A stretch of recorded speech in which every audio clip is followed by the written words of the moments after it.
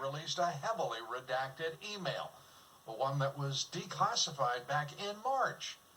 That release comes a day after President Trump demanded that his administration release Obamagate documents to the public with no redactions. The email, take a look at this. The email was written May 10th, 2017 by National Security Council analyst Eric Ciaramella. It was cited in a footnote, by the way, in Robert Mueller's special counsel report. That footnote covered an Oval Office meeting between President Trump and Russian officials that occurred on May 10th, 2017. Ciaramella's email was sent days before the New York Times reported that President Trump had called fired FBI Director James Comey a nut job during that May 10th meeting. The New York Times story, was it based on the Ciaramella email? We won't know unless we see the email in full, and if that is what constitutes, under the definition of the deep state, unredacted, I don't think that's going to be acceptable. We may have to live with it, but it's not acceptable. Breaking news now. A federal appellate court has reversed a lower court decision that grants a new trial in the fraud case involving Hunter Biden's ex-business partner, Devon Archer. Hunter Biden was not charged in the scheme, but Biden's name was reportedly invoked at a number of various stages. Archer was indicted on March 26, 2018, and charged with conspiracy to commit securities fraud and securities fraud for a Native American tribal bond scheme. Our first guest tonight just broke that story, and joining us is Just the News editor-in-chief and founder John Solomon, author of the book Fallout: Nuclear Bribes, Russian Spies, and the Washington Lies that Enriched the Clinton and Biden Dynasties. This breaking news that the case is on again against the business partner of Hunter Biden, its import and what you can make of it. Well, there's two lessons here. One is for activist judges, right? The judge in this case set aside a jury verdict. Devon Archer was convicted by a jury of peers, and a judge, out of in their own opinion, came up with a different theory of the case and got rid of his guilty conviction. If you're Emmett Sullivan, you might want to look at this ruling. He's the judge in the Flynn case. He seems to have his own theories. He's not listening to the Justice Department. Same thing here. So what do we know? It means Hunter Biden was in business at the time his father was vice president with a convicted felon. He was also in business with a Ukrainian oligarch who was corrupt. He was also taking money from a Russian oligarch, $3.5 million on one day alone. And Joe Biden keeps telling the American public, there's no there. It's all been debunked. Well, guess what? Your son was in business with a convicted felon. Your son was in business with a corrupt oligarch. Your son was getting money from Russian oligarch. No matter how much the media tries to call this a conspiracy theory, it is all fact. It is all fact, and the moderator in the debate who asked the question and had that answer about Hunter Biden after the question was asked, not by the moderator, did not follow up and correct the record at all. I haven't seen a correction, by the way, of of the former vice president at all, even though he made a straightforward false statement. I would have expected better.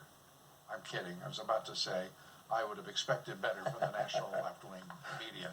If anyone has any question about the stance of the left-wing media, corporate left-wing media in particular, the fact that only 2 of 26 analysts were Trump supporters across corporate media last night is astonishing, just in the brazen flaunting of their bias and their commitment to Joe Biden no matter what.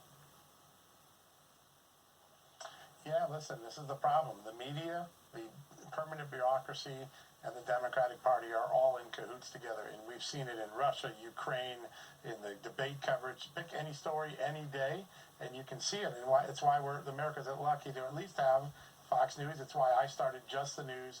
But listen, it's an imbalanced system right now, and reporters used to be neutral. they've given up any semblance of neutrality, and that's what's harming America most. We can get through all the other things that challenge us, COVID, threats from afar, but when we tear ourselves apart from within by being dishonest and lacking neutrality, that's when America starts to fall within. And that's why I'm most concerned about the next 10 years, why so much is at stake in the next 10 years of America. Yeah. I'm worried about the next 20 days, to tell you the truth, John. This is not just a failure to preserve neutrality. This is a committed effort, again, to destroy a president's candidacy. And they were so successful with the 2018 midterm elections against the Republicans. They're pulling out all the stops now. Let's turn to, if we may, the president's order to his Justice Department, to his intelligence agencies, to turn over everything, all documents, declassify them, release them to the public, unredacted. The orders were clear. John Ratcliffe complied with an initial delivery to John Durham, who he said in a note he supported, which was a very odd thing to do, it seemed to me. The president was very clear. Unredacted, release of declassified Obamagate documents to the American public.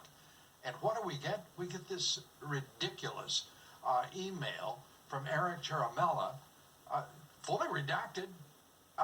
This is the deep state telling the president, you're going to have to drive us right into the Potomac before we'll do what we're ordered to do. Am I wrong? Yeah, you're right. I never thought I'd see a day where there would be willful disobedience of a presidential order, but you see it one day after the president gives the order.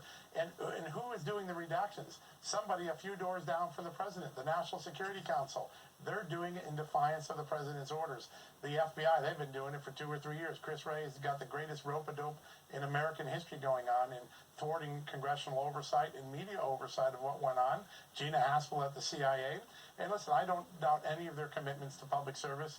I doubt their willingness to fight their own bureaucracies and follow the lawful instructions. You know what? They have to answer for themselves. I've been calling for transparency for 2 years. I fought to get a lot of these documents. I've sued to get a lot of these documents. The president should personally hold them accountable. What's Robert O'Brien doing? What is he doing?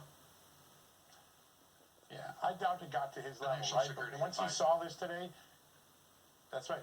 Listen, I doubt he did the redactions himself. He's a busy guy. He's doing some very important things. He just brought 2 ISIS terrorists to justice yesterday. But you know what? The second this happened this morning, he should have walked into the President of the United States and said, boss, by this afternoon, I'm going to get rid of all that black ink and release that document. It's 5 o'clock in the afternoon. It's still just as redacted as we went into the morning with. Well, I'm sure Robert O'Brien doesn't consider his responsibilities and duties to be 9 to 5. I'm seriously questioning everything about Robert O'Brien right now, and I am seriously considering why so many people who have, at least publicly, taken a posture of support for the president now are defying him. And there is even a change in their wording and their tone and their public remarks. Those who, in point of fact, have been important in some of the declassifications and release to the public.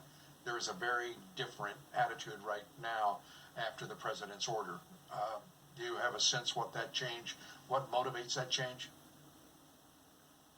Listen, I could go tomorrow and show the president the 40 most important documents that would change the debate about Russia and Ukraine forever. The question is, can he get his own staff to release them?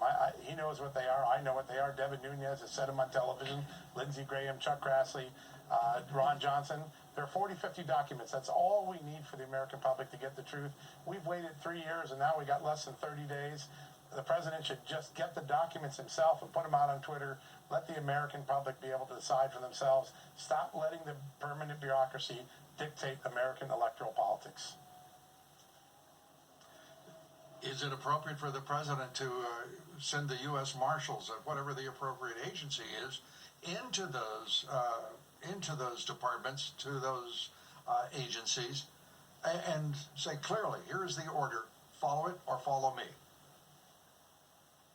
Yeah, I think it's even simpler. Don't bother the marshals. They got busy work to do. Just have the documents delivered on my desk tomorrow unredacted. That's all the president has to do. It's over. John Solomon, thank you very much, as always. Appreciate it. John Solomon, Just the News. Up next, Joe Biden fails once again to say if he will plan to pack the Supreme Court. White House Communications Director Alyssa Farah joins us right after these quick messages. Please stay with us.